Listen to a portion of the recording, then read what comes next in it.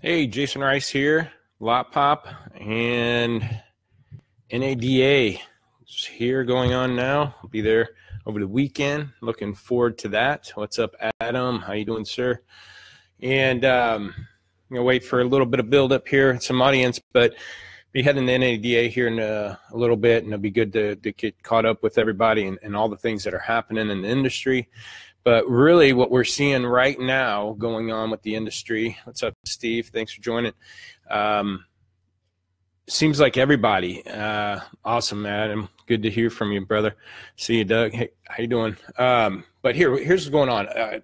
Even in franchise dealerships, obviously independents, always struggle with it, but trades are down. Seems like new car business is down, especially certain franchises. I won't call any of them out, but a lot of those dealers are struggling and they can't get any trades. So now to keep inventory flowing, because it seems like traffic's up and sales are going good, but to keep that inventory flowing, you have to go to the auction. Now the auction is crazy high. Retail numbers are higher. The guys are complaining they can't go to the auction and replace these cars.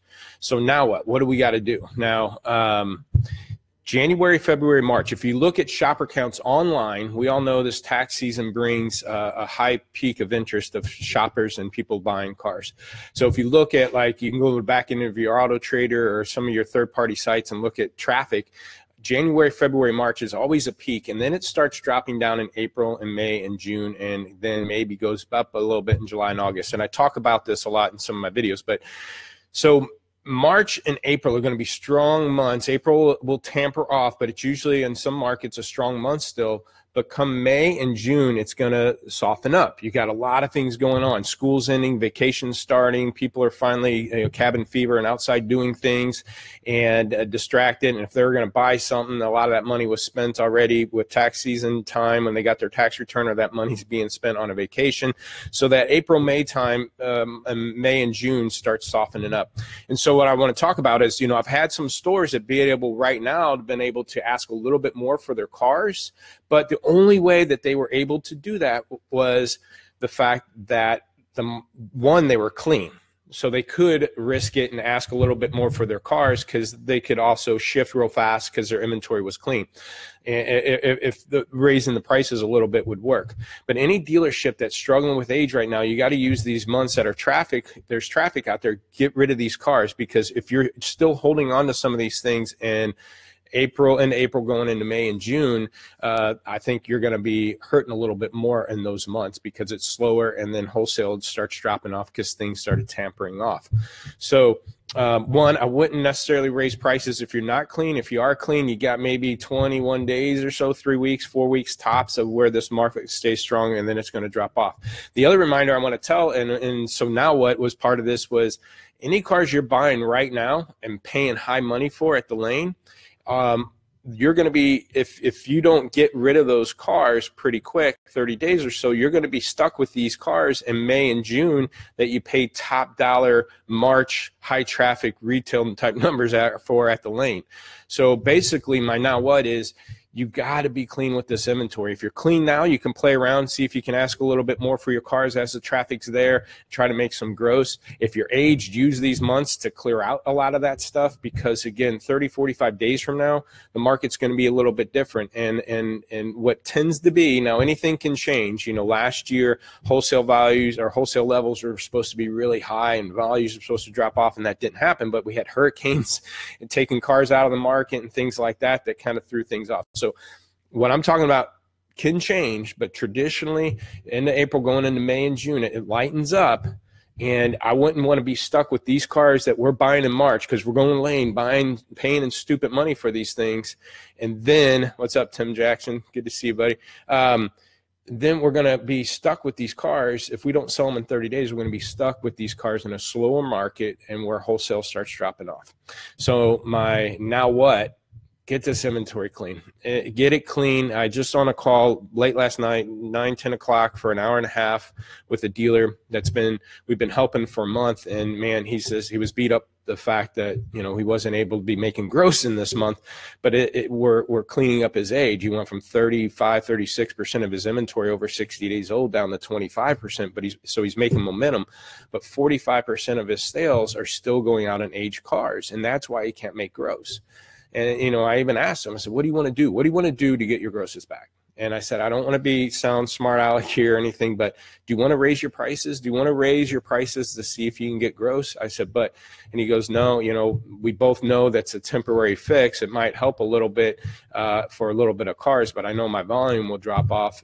And again, his age won't disappear. So if you have an age problem, clean it up right now. Use this month, clean it up. You are going to have to go to the auction, pay a little bit more for cars, but don't mark them up too high. But if you're clean, you can play around a little bit, try to ask a little bit more, a little bit longer. But again, with good discipline, you can get out of those cars. But anything you're buying right now, get on in the next 30 days, because you're not going to want to be holding on to these high dollar, high wholesale cars, wholesale value cars in into April, going May and June, and have these now 60, 70 cars where you're slower market and everything's starting to drop off because guys are getting competitive with their prices to get the traffic back. So hopefully this is helpful. Again, the now what's is I want you to pay attention to the cars that are 0, 5, 10, 15, 20 days old right now. Those are the cars, if you're not going to be selling soon, you'll be stuck with in May and June when it's a softer month. And so reconsider that, okay? And don't hold out just because the market's good for the next, and it has been for the last few days. But again, new cars dropping off, trades aren't there to be able, a lot of stores are struggling with trades. That's another conversation I did have the other day with a dealer when he was complaining about what he had to buy at the auction, how he needed to buy it. And the first thing I went to was his appraisals and his system. He happened to use vAuto, and I went in there and looked at, you know, not all of his appraisals were being in the system. Not all the appraisals were being finalized. Not all the appraisals had the top dollar that he put in it. I'd pull up a car that I thought he hit light. He goes, yeah, but I actually ended up putting another grand in it, and the customer didn't want to do the deal, but he didn't document it. So, you know, the first thing I threw back at him is, you know, if I was the dealer or the general manager and you're the used car manager coming to me and complain about what the lane's doing and how much the lane costs, the first thing I'm going to do is point back to my appraisal process and say, well, how come that appraisal wasn't in the system? Why didn't you finalize that one? Hey, why'd you hit that one so light? Oh, you put a grand in? Well, how come you didn't document that? You know, we need to figure out what we can control, and our appraisals we can control, and working data mining and finding customers that our leases are up in the next 6 months. We can control that and try to get trades that way. We could control working our service lane. We could control making sure we're putting every appraisal in, every dollar we put in an appraisal, make sure they're finalized, figure out who's strong and who's weak in appraisals, and make the weak stronger, right? And have the stronger handle more deals that have trades, and figure that stuff out. Control what you control before you complain about what's going on at the lane. All right. So, and then if all that's right, then we worry about what's going on at the lane, because hopefully, and sorry, getting a call, hopefully we can knock the amount of cars that I got to go to the lane for to buy down to minimum if I could control what I can control. And so wholesale, again, is high. Anything you're buying now, anything that's less than 10 days old, if you don't move in the next 30 days, you're going to be going into into months that are slower, and you're going to own them for higher money, and you're going to be starting to lose more. So get those things moving. If you're clean, you can play around a little bit, try the cars out, but you know, definitely by 21 days, get the thing moving and get it gone. Also, whatever going on in the lane, understand trades are down, but are you maximizing your process on trades? It's trades are the most important thing that happen on your showroom floor. It matters to your gross profit, matters to how your used car inventory sits, it matters to how many deals you do. But yet most dealers won't track that. They'll tell you how many ups they had and how many phone calls they did, but you know, we're throwing hundreds of thousands of dollars on trade numbers and don't know what we did with those numbers. So again, I understand what's going on in the market, but look at yourself in the mirror, control what you could control, and then do what you got to do to buy some cars at the lane, and then make sure you got an exit strategy on 30 days on these cars. Hope this is helpful. Be creative, getting cars to the curb. That's right, Jonathan, John Anderson. Make sure, you know, get as many trades as you can, track it. Adam, you're asking, what's the story with trucks? Are they still soft? Yeah, you know, for the last 2-3 months, December, January, February, trucks were just sitting and they're soft. I think it's just more to the abundance of them. Now I'm seeing trucks move a little bit. There might be some, they're moving a little bit better. Some of my dealers are dabbling a little bit back in them, but they're also, man, I was just on a call with the Ford store. I think 65% or so of his inventory was Fords. And as we're going through it, there's a lot of trucks. And because truck month is going on at Ford at a lot of regions. And so they're getting a lot of these Ford truck trade-ins. So I can imagine it's going to get soft still with the amount of the abundance of Fords being traded in on these truck months, or trucks getting traded in. Also, I've seen a lot of Rams picking up out there. Inventory levels of Rams, used Rams being higher, so those seem to be a little bit soft. I mean, we can always sell a good truck, but they seem to sit around and you have to price them pretty aggressive. And the dealer that hits those trucks sooner, they also, when I look at percentage of margins on trucks, they're one of the lower margin spreads, meaning when a guy between how they own it and what they sold it for, they typically run about 8% spread, where I've seen compact and intermediate cars running 13 to 20% profit margins. Again, you think about a 12 grand car, if you made 1,200 on it, you know, it's a 10% profit margin, where if you made, you know, 12 or 1,500 on a 30 grand truck, obviously the money's not as profitable. So that's the other thing to take in consideration.